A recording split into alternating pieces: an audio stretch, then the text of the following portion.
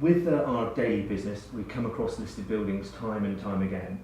So we've asked Richard Copas to join us, and Richard's an expert in listed buildings and barn conversions, just to talk through a few of the preconceptions and worries that some people have. So Richard, many people know what a listed building is, but what does the listing actually include? It's a misconception that the only thing that's listed in a listed building is what is there in the actual listing report.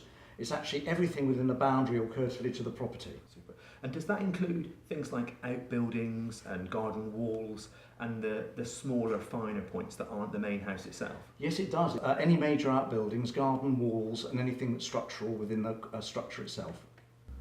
So from a seller's perspective, how could they possibly get prepared to sell a listed building? Is there anything that they could do that would make it easier for them?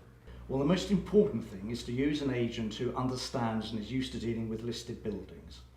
The second thing is to make sure that you get your damp report done before you put your house on the market. Check for woodworm, because these are the sort of things on older properties that often come up on a buyer's survey. And I guess these things affect the survey and potentially could affect the price later. So if Oh, you know definitely. about them beforehand, and it just delays things if you don't get them done. And if you've got a thatch property, always get a thatch report done. So I think there are lots of things that we could discuss, rendering and electrical reports, but they're probably a little bit too in-depth to go into now. But if you would like to call us at any time or give Richard a call, he's here, we can chat through that in more detail, give you an idea of everything that we can provide you that will help you have a smoother sale and a smoother move. So Richard, it's a common perception that having a listed property increases its value. Is that right in your opinion?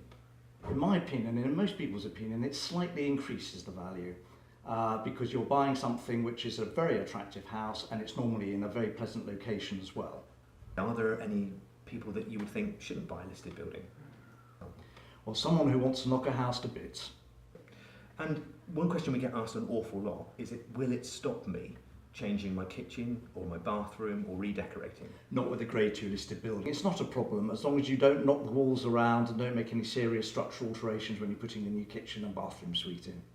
If you're one of the few people who own a Grade 2 star or have a lot of money and have a beautiful Grade 1 mansion, then it would. But on a normal Grade 2, you can alter the kitchen, you can do what you like in the kitchen, as long as you're not knocking the walls about too much. Great. So if somebody wants to do some work, do they need a listed building consent as well as a planning permission?